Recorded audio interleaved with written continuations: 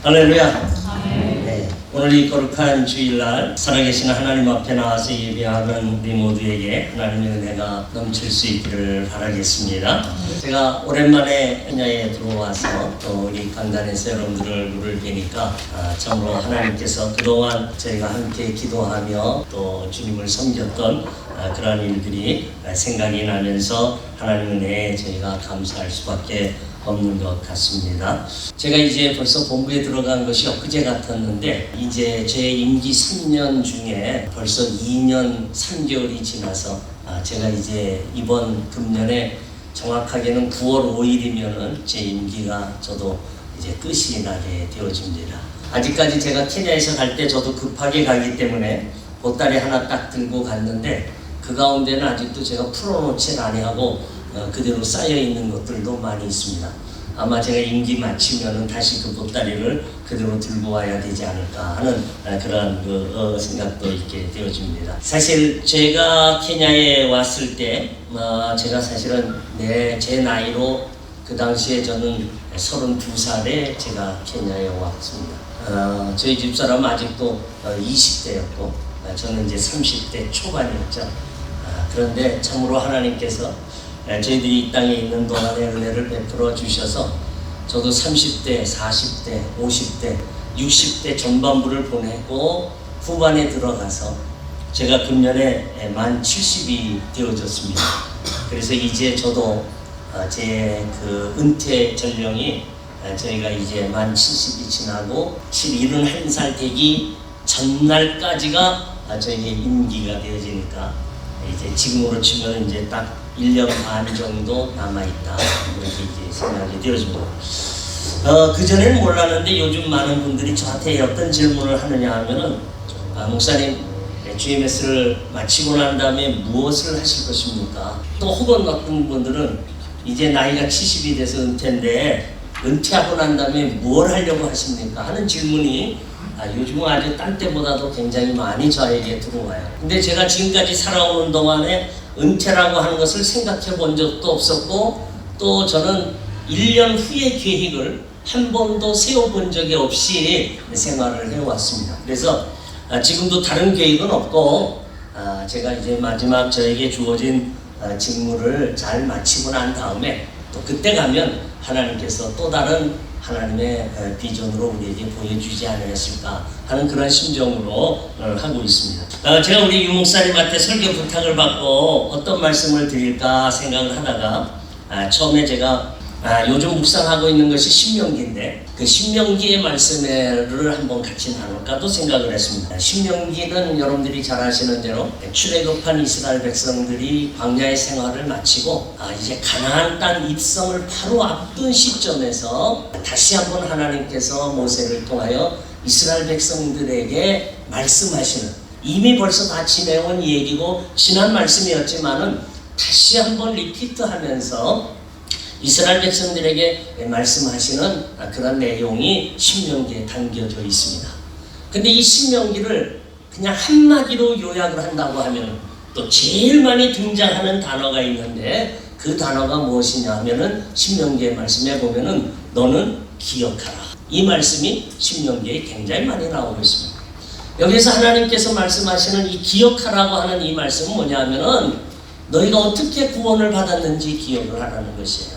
애굽에서 400여 년 동안 생활을 하다가 하나님의 은혜로 말미암아 도저히 이루어질 수 없는 그런 상황이었지만은 하나님의 전적인 은혜로 말미암아 저들이 출애굽한 그 구원받은 생활이죠. 출애굽을 하게 됐다고 하는 이 사실은 엄청나게 큰 사건 중에 하나였습니다. 뿐만 아니라 그 광야에 40년을 생활했던 것을 기억해라. 내가 너희에게 은혜를 베풀고 또 너희가 광야에서 신명기 10장에 본다고 하면은 너희의 발도 부르트지 아니하고 너희의 의복도 헤어지지 아니하고 너희가 광야에서 굶어 죽지도 아니하고 나왔던 이 모든 것들을 기억을 하라. 그러면서 이제 또 하나는 뭐냐 하면은 너희를 구원하고 너희에게 은혜를 베풀어준 이것을 가지고 신명기에 이 가나안 땅에 들어가서 너희의 하나님 앞에 미래적인 영광스러운 삶을 살으라고 하는 것이 사실 신명기의 종합적인 내용이에요. 그래서 이미 설교는 이거는 다 했고 이제 두 번째 설교, 오늘 본문에 있는 말씀을 가지고 설교를 하려고 합니다. 어쩌면 제가 이 강단에서 마지막으로 여러분들에게 전하는 설교가 될 수도 있기 때문에 제가 평상시에 우리가 하나님 앞에서 신앙생활을 하면서 우리가 어떠한 교회 생활을 영위해야 될 것인가, 이런 것들을 가운데에 제가 오늘 이 사도행전 13장에 있는 말씀을 가지고 생각을 잠시 해보려고 합니다. 이미 예루살렘에는요, 수천 명이 모이는 큰 교회가 있었습니다. 성령의 역사로 말미암아서 베드로와 제자들이 나가서 복음을 전할 때마다 많은 사람들이 회개하고 돌아옵니다. 그래서 사도행전 2장에 보면 초대교회의 특징을 뭐라고 들었냐 하면, 저들이 모여서 떡을 떼고 서로 교제하고 하나님을 찬송한다. 이 아름다운 기절이 있습니다. 그래서 많은 사람들이 그 사도행전 2장에 나오는 그 말씀을 가지고 우리가 초대교회로 돌아가자, 다시 한번 우리가 이 초대교회 같은 교회를 세우자 하고 이야기를 합니다. 그러나 우리가 성경적인 입장에서 바라본다고 하면은 그 초대교회는 잘못된 교회였어요. 수천 명이 모이는 이 예루살렘 교회였지만은 이 교회는 자기들끼리 모여가지고 자기들끼리 교제하고 자기들끼리 떡을 먹고, 다시 말한다고 하면은 자기네들 우리들끼리만 움직이는 그러한 교회였어요. 다시 말씀드리면은 하나님께서 세우신 교회의 본질을 잃어버렸다는 것입니다. 하나님이 왜 교회를 세우셨느냐? 왜 우리가, 저와 여러분이 교회에 나와서 이 믿음의 생활을 하느냐? 이 본질이 무너진 교회가 예루살렘 교회예요. 이 예루살렘 교회는 그러다 보게 되니까 그 수많은 사람들이 모여서 서로 떡을 떼고 아름다운 교제를, 성도 간의 아름다운 교제를 나누고 있으면서 저들에게 있어서 갑론을박하는 것이 하나 있는데, 그게 뭐냐 하면은 할례를 할 거냐 말 거냐. 과거 이스라엘 백성들에게는 할례가 필수적이었어요. 근데 이제 신약 시대에 왔어요.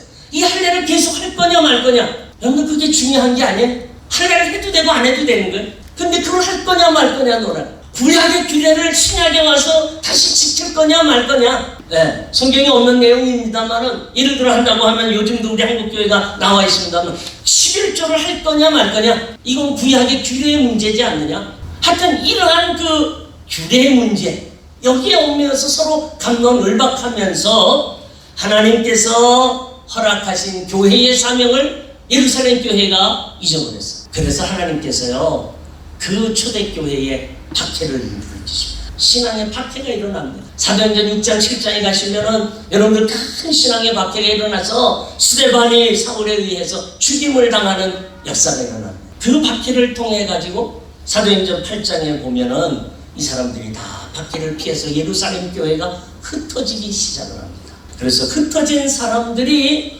변방에 세운 교회가 있었어요. 그 교회가 오늘 사도행전 13장에 나오는 안디옥 교회입니다. 존 스타트라는 목사님이 이 안디옥 교회를 이렇게 정리를 했어요. 제가 그냥 그대로 읽어드립니다. 이 안디옥 교회는 주님의 말씀에 순종하는 교회와 성도들이 있는 교회다. 이 안디옥 교회는 적은 것을 가지고 크게 역사하는 성도들이 있었다. 안디옥 교회 몇 명이 모였을까요? 제가 바로 한 두 달 전에 이 안디옥 교회를 방문을 했습니다. 그 시리아 안디옥에 있는데 그쪽에 지진이 일어나서 저희가 이제 그 구호 재생 때문에 제가 한 2개월 전에 다시 방문을 했는데, 여러분들 안디옥 교회 지금 흔적은 없어요. 근데 옛 터는 있어. 근데 그 터이가 옛 터를 다 한다고 하면은 제가 볼 때에 한 50여 명 정도 들어갈 수 있지 않을까. 그런 조그마한 교회. 그런데 놀라운 사실은 여러분들 아세요? 예루살렘 교회가, 이 큰 교회가 어려움에 봉착을 했을 때 이 안디옥 교회, 이 적은 교회가 헌금을 모아가지고 예루살렘 교회에 부조를 보냅니다. 도와주는 역사가 일어나요. 그러니까 여러분들 교회가 크다고 해서 큰일하는 게 아니야. 성도들이 많이 모인다고 해서 그 교회가 하나님의 역사하는 교회가 아니에요. 하나님이 원하시는 교회는 하나님의 뜻대로 행하는 성도들이 있는 그 교회를 원하시는 것이지 숫자를 보고 이루어지는 게 아니에요. 여러분, 우리가 2000년의 교회의 역사를 보면은요, 숫자로 이루어지진 않았습니다. 오늘 우리 한국교회도 마찬가지예요. 제가 속한 교단이 전부 교회가 12,000교회라고 합니다. 근데 12,000교회인데 그 12,000교회에서 선교사를 보내고 또 선교사를 후원하는 교회가 몇 교회인 줄 아세요? 선교사를 파송한 교회가 저희 교단에 몇 명이냐 하면은요, 저희 12,000교회 가운데에서 선교사를 풀로 서포팅해서 파송하는 교회가 몇 교회냐면 전부 580개 교회밖에 안 돼요. 12,000교회죠. 거기다가 또 선교사들을 단 10만 원이라도 20만 원이라도 후원하고 지속적으로 후원하는 교회를 다 합치면은 12,000교회 가운데 저희가 2,000교회밖에 없어요. 그 만 교회는 아직도 이루지 못합니다. 그 다음에 안디옥 교회는 어떤 교회였느냐 하면은, 이 안디옥 교회는 금식하며 기도하는 일에 최우선을 둔 교회였다. 그 다음에 이 안디옥 교회는 하나님 나라에 필요한 일꾼들을 양육하는 교회야. 그래서 안디옥 교회가 제일 먼저 한 일이 뭔지 아세요? 바나바와 사울을 복음의 증거자로 일꾼으로 삼아서 저들에게 복음 증거하는 일을 맡긴 일입니다. 그 다음에 이 안디옥 교회의 본질은 하나님의 사명인 하나님의 말씀을 유대인들에게 이방인들에게 전하는 참으로 아름다운 교회였다. 바로 이 안디옥 교회가 오늘날 우리가 소망하는 성경적인 교회이다. 이 존 스타트 목사님이 쓴 글을 제가 인용을 하면서 그럼 이 안디옥 교회가 어떤 교회였을까? 저는 본문을 조금 구체적으로 간단하게 살펴보면은요, 이 안디옥 교회는 성령의 역사에 순종하는 교회였습니다. 안디옥 교회를 한번 여기에 보시면은 2절 말씀해 보니까 주를 섬겨 금식할 때에 성령이 이르시되 내가 불러 시키는 일을 위하여 바나바와 사울을 따로 세우라 그랬어요. 여러분들이 이게 성경 말씀이 아주 쉬운 것 같지만 읽을 때 굉장히 이게 실행하기가 어려운 문제예요. 왜 그런지 아세요? 안디옥 교회가 어떻게 생겼다 그랬죠? 초대교회의 박해를 피해가지고 안디옥까지 도망가서 거기에서 신앙을 지키기 위해서 세운 교회가 이 안디옥 교회. 그러다 보니까 이 안디옥 교회 안에는 어떤 사람이 있는 줄 아세요? 바로 이 사울에 의해서 핍박을 받았던 사람들이 그 안디옥 교회에 있는 거예요. 그렇지 않습니까? 야, 여러분들 그걸 잊겠습니까? 사람들이요, 남에게 받은 은혜는 쉽게 잊어버리는데 남에게 받은 상처는 사실 오래 갑니다. 저도 그렇고 여러분들도 아마 공감하실 거예요. 오늘 이 안디옥 교회에 보세요. 더난 어떤 가족이 있었을까요? 사울에 의해서 제가 볼 때 죽임을 당했던 가족이 있어요. 자기 형제와 자기 부모가 사울에 의해서 신앙생활을 하다가 스데반과 같이 죽임을 당했던 그 가족들이 지금 어디에 있어요? 안디옥 교회에 있는 거예요. 그런데 이 안디옥 교회에 하나님이 뭐라고 명령하세요? 사울을 복음의 증거자로, 다시 말하면 교회의 목사로 일꾼으로 세우라는 거예요. 이거 여러분들 가능하겠습니까? 저는 불가능하다고. 그런데 이 안디옥 교회가 어떻게 합니까? 그 성령의 음성에 부르심에 순종합니다. 저는 주님이 원하시는 교회는 어떤 교회인지 아세요? 우리의 이성과 우리의 경험과 우리의 모든 환경과 여건으로 볼 때는 도저히 이루어질 것 같지 아니하고, 그렇지만은 성령이 말씀하시면 그 성령의 말씀에 순종하는 교회가 주님이 원하시는 교회인 줄 믿습니다. 실천하기는 어렵지만, 그러나 우리가 기도하면서 나아갈 때 하나님께서 우리에게 주신 그 은혜로 우리는 분명히 일을 행할 줄 믿습니다. 두 번째로 이 안디옥 교회는 어떤 교회였냐면 성령의 부르심에 순종하는 성도들이 있었어요. 13장 1절을 한번 볼까요? 거기에 보면은 안디옥 교회의 선지자들과 하는 게 나오죠. 거기에 누가 있었다 그랬습니까? 안디옥 교회에 이미 선지자들이 있어요. 이 선지자들이 누구예요? 목사들. 그렇지 않아? 오늘날 교사들. 선지자들과 교사들이 있어요. 그 다음에 사람의 이름을 부릅니다. 성경은요, 토시 하나 이 사람의 이름을 그냥 여기다가 열거하지는 않습니다. 하나님의 분명한 뜻이 있어요. 저와 여러분이 믿는 이 성경은요, 일제일학이라도 틀림이 없는 하나님의 영감으로 기록된 책이기 때문에, 여러분들 우리가 족보장을 읽든지 구약을 읽다 보면은 막 지명, 인명 막 나오잖아요. 어떤 사람은 그냥 그걸 통과하는 사람이 있잖아요. 그 통과하지 말고 그냥 인내를 가지고 읽어보십시오. 하나님께서 그 가운데 없어요. 왜? 하나님의 말씀은 1.1핵이라도 그냥 이루어진 게 아니기 때문에 사람 하나하나라도 그냥 집어넣은 게 아니거든요. 우리가 깨닫지 못해서 그렇죠. 여기에 누가 있습니까? 안디옥 교회 선지자들과 교사들이 있는데 곧 바나바와 그랬어요. 이 바나바는요, 유대인이에요. 유대인들이 있었어요. 이 안디옥 교회에 핍박을 피해서 왔던 유대인들이 있어요. 그 다음에 또 나옵니다. 누가 나오죠? 니게르를 하는 시므온과 구레네 사람 루기오가 나옵니다. 이 사람들은 어떤 사람들 아세요? 이방인들이었어요. 여러분들 그때 당시에 이방인과 유대인들이 같이 예배드린다는 게 이 쉬운 일이 아니에요. 그 다음에 또 누가 나오죠? 분봉왕 헤롯의 젖동생 마나엔이 나옵니다. 요거를 좀 표현한다면 귀족이 출발합니다. 그렇잖아요. 분봉왕 헤롯의 젖동생 마나엔, 다른 왕족이 지금 그 교회에 출석하고 있어요. 그 다음에 또 누구라 그랬죠? 사울이라. 사울은 이미 제가 설명했던 대로 복음에 대해서 핍박한 사람이에요. 마지막 사울이라는 표현이 여기만 이제 등장하고 이후부터는 이제는 성경에 바울이라고 나옵니다. 하나님께서 사도행전 13장에서 바울을 따로 세우라 하지 않냐고 사울을 따로 세우라. 분명한 하나님의 계획이 있는 거예요. 자, 보면은 여기에 있는 이 안디옥 교회는 도저히 하나가 될 수 없는 교회예요. 유대인들과 이방인들과 거기다가 또 이제 뭡니까 왕족도 있죠, 귀족도. 여기 열거는 안 했지만은 표현한다면 온갖 사람들이 다 모였어. 그렇지 않습니까? 그런데 이 사람들에게 성령께서 뭐라고 말씀하시냐면 사울과 바나바를 따로 세우라. 그랬더니 이 안디옥 교회가 그 말씀에 순종해서 사울을 복음의 증거자로 세웁니다. 어떤 일이 이런 일이 일어날 수 있을까? 여기에는 성령의 부르심에 순종했기 때문에 그런 거예요. 내 상황에서 보면 도저히 이 사람을 용납할 수 없는 사람이에요. 죽으면 죽었지 내가 도저히 함께할 수 없는 사람들이에요.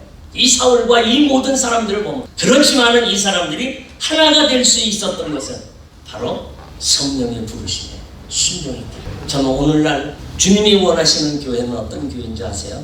주님이 원하시는 교회는 외형적으로 큰 교회가 아니고요, 사람의 숫자가 많이 나오는 게 아니고요, 성령의 부르심에 순종하는 사람들이 있는 교회를 주님이 원하시는 줄 믿습니다. 그 다음에 마지막 세 번째로 오늘 이 안디옥 교회는 이 성령의 부르심에 순종을 할 때 행위가 나옵니다. 어떻게 나왔죠? 여기 보니까 이에 금식하며 3절에 기도하고 두 사람에게 안수하여 보내니라. 금식하며 기도하면서 보냈다 그랬습니다. 여러분들 3절에 그렇게 했는데 4절을 한번 보실까요? 4절은 두 사람이 성령의 보내심을 받아. 3절과 4절이 같은 말입니다. 3절에는 안디옥 교회가 어떻게 했냐면은 금식과 기도함으로 보냈는데, 그 다음 절에는 이 사도 바울이 떠나는데 누구의 보냄을 받았다 그랬죠? 성령이. 안디옥 교회 보냄을 받은 게 아니에요. 안디옥 교회 성도가 보낸 게 아니에요.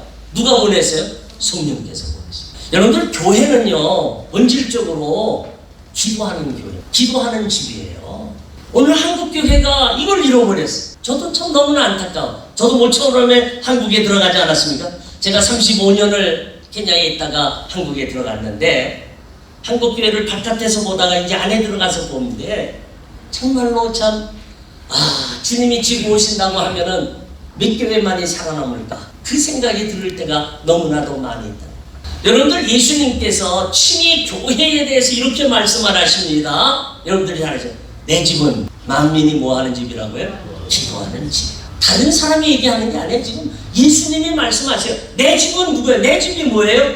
오늘날 교회입니다. 그렇지 않습니까? 지금 변천을 해왔지만은 이 교회, 그러니까 이 교회는 어느 교회예요? 기도하는 곳이죠. 다시 말하면 교회가 어떤 일을 행할 때에 가장 우선적으로 해야 될 게 뭔지 아세요? 기도하는 거예요. 왜 기도할까요? 성령의 뜻을 물으기 때문에. 무엇이 성령의 음성인지. 이거는 교회만이 아니에요. 우리 개인도 마찬가지예요. 개인도 마찬가지. 제가 이제 저희 훈련원에서 선교사 훈련들을 이제 할 때 강의를 하면은 저한테 많은 질문 중에 내가 선교사로 가는데 뭘 준비하여 갈까요? 이 질문을 제일 많이 합니다. 그렇죠. 선교사로 가는데 뭘 준비할까? 그러다 보니까 어떤 사모님들은요, 미용을 준비해가지고 가서 또 하려고 하고, 우리 남자 선교사님들은 수지춤도 배우고 뭐 기도, 자동차 정비도 배우고 뭐 이래가지고 다 해요. 근데 죄송합니다만 저도 케냐 올 때 수지침 배워가지고 35년, 40년 전에 가져왔는데 아직도 그 박스 그대로 있어. 쓰지 않았어. 여러분들 사모님들 머리 미용 배워가지고 우리 선교사님 남편 머리 2번 이상 깎으면은요, 그거는 성공한 거야. 이 목사님 그렇죠? 목사님도 머리 안 내밀 것 같아. 2번 이상 되면 그다음부터는 가정에 불화가 일어나. 그렇게 쉬운 게 아니에요. 이게요. 우리 주님이 원하는 건 내가 그랬어요. 그게 중요한 게 아니고 가장 중요한 건 제 경험에 의해서도 하지만 중요한 건 뭐냐면요. 준비해야 될 것은 후보는 하나님과 나 사이에 관계가 흐트러지지 않는 법을 배워야 돼요. 한국에 있을 때 저도 교육자로 있을 때는요. 새벽 기도 가기 싫어도 갑니다. 왜? 그렇잖아요. 안 가면 잘리니까. 그때 그냥 가요. 이번에도 가고. 예배는 또 왜 이렇게 많은지 매일 있죠. 거기다가 뭐 수요 예배, 금요 예배, 뭐 구역 예배, 또 무슨 예배. 야, 이거 엄청나. 그런데 그것이 뭐냐 하면은 우리가 내 신앙생활을 나태하지 않게 막는 거예요. 제가 케냐에 왔습니다. 케냐에 와서 우리 그때는 제가 이제 나이로비 한인교회를 후임자한테 물려받아서 실제를 할 때인데 어느 집사님하고요 남편하고 한 얘기를 했는데 중국분이 안 계시니까 제가 얘기를 하는 거예요. 대판 싸움이 일어났어. 교회 오기 전에. 왜 그러느냐 하면은 남편은 오늘 골프장을 가야 되는데 주일날 교회를 가니까 같이 가고 싶은데 손님도 있고 외국에서 온 손님도 있고 근데 부인은 교회를 간다고 그래가지고 오기 전에 이미 한바탕 싸워가지고 왔는데 남편은 그냥 골프장을 갔어. 그리고 부인은 교회를 예배했어요. 예배를 마치고 이제 집에 가니까 골프를 마치고 왔을 거 아니에요. 와가지고 그 남편이 뭐라고 얘기를 하냐면 야 내가 오늘 리무르 골프장에 갔더니 리무르라는 얘기하면 안 되는데 하여튼 골프장에 갔더니 누구도 다 왔더라. 거기에는 어느 선교사도 있고 어느 집사도 있고 어느 장로도 있고 제가 제일 먼저 와가지고 케냐에 와서 했던 것은 뭐냐면 우리가 저도 이제 애들 키우니까 1년 중에요 이 방학을 빼놓고는 성탄절 이 홀리데이는 짧아요. 근데 언제가 긴 줄 아세요? 부활절 홀리데이야. 이스터 이 기간이. 그런데 우리가 전통적으로 한국에서 배워왔는 것은 이 순환 기간 동안에는 음주는 안 하지만 가문은 즐기고 그렇잖아요. 가능한 한 기도하면서 또 어떤 사람들은 일주일을 금식도 하고 어떤 사람은 그것도 안 되면 그저 순환일 하루라도 우리가 금식하면서라도 어떻게든지 주님의 그 고난을 기억하고 생각하고 그 감사하려고 하는 게 우리 한국교회에서 전통적으로 배워왔어요. 그리고 신앙생활 해왔어요. 근데 여기 있다 보게 되니까 저도 아이들을 여기서 다 키웠습니다만은 이게 길고 아이들이 가장 큰 부활절 이스터 홀리데이니까 어디를 가죠? 주로 몬바사를 간다. 지금은 다른 여행인지 모르지만 우리 클 때 아이들은 무조건 몬바사 외에는 없어. 다른 데 안만 가도 좋아하지 않아. 처음에는 그 마음에 하지 않는데 그 순환일에 가서 죄송합니다만은 그냥 수영복 입고 그저 그 물가에서 일주일 내내 썬팅을 즐기다가 오는 거죠. 어느 날 저도 그랬어요. 어디 여러분들 하는 게 아니고 저도 그래요. 근데 어느 날 다시 한번 생각을 해보게 되더라. 이게 과연 올바른 것이 그렇지 않습니까? 이런 거를 통해서 제가 좀 넘나가는 것 같습니다만은 우리 몇몇 분들은 주일날 교회를 오잖아요. 그래서 왜 교회를 안 했더니 우리도 예배를 드렸다. 그래서 우리끼리 모여서 예배를 드렸다. 여러분들 교회 하나님 앞에 예배 드리는데 우리끼리 모이는 게 아니에요. 모여서 첫 번째, 두 번째는 드려지는데 한 사람이 그 다음 주에 빠지면 빠지고 빠지다 보면은 나중에는 아예 예배가 없어요. 하나님이 이 공동체를 주신 이유가 있는 거예요. 긴 말씀 드리지를 않도록 하겠습니다. 오늘 이 안디옥 교회는요 성령의 역사에 금식하며 기도하면서 주일을 감당했던 교회. 여기에서 이 금식하며 기도했다는 이 말은 교회에 무슨 일을 계획하든지 교회에서 어떤 일이 발생을 하든지 1차적으로 해야 될 일이 뭔지 아세요? 금식하며 기도하는 거예요. 그 가운데 하나님의 역사가 나타나고 그 가운데 우리에게 모든 것을 보여준다는 사실이죠. 제가 케냐에 있을 때 이 말씀을 더 하나님께서 일찍 보여주셨다면 좋았을 텐데 그때는 저도 그러지 못해서 이 말씀대로 행하지 못할 때가 많이 있었습니다. 혹이라도 제가 한국 케냐에 있는 동안에 저로 인해서 상처를 받거나 또 하나님의 뜻을 또 제대로 이루지 못한 것들이 있다고 하면 여러분들께서 이해하시고 그러나 우리는 더 나은 하나님의 은혜의 세계로 나가는 사람들이기 때문에 우리의 실수와 우리의 이것들은 그냥 덮어 지나가는 것입니다. 우리에게는 하나님의 영광의 하나님의 나라가 우리 가운데 보여주게 되는 것이죠. 오늘 저는 이 아침에 우리가 소망하는 교회가 어떤 교회인가, 이거를 주어진 말씀을 통해서 생각을 해봅니다. 신약 성경에서 가장 성경적인 교회, 저는 가장 아름다운 교회가 안디옥 교회라고 보아집니다. 비록 예루살렘 교회와 같이 큰 규모로 웅장한 그러한 교회는 아니었고 수많은 사람들이 모인 교회는 아니었지만은, 그러나 정말로 하나님 보시기에 아름다운 교회였기에 안디옥 교회를 통해서 세계 선교 역사가 시작이 되어집니다. 예루살렘 교회를 짓질 않아요.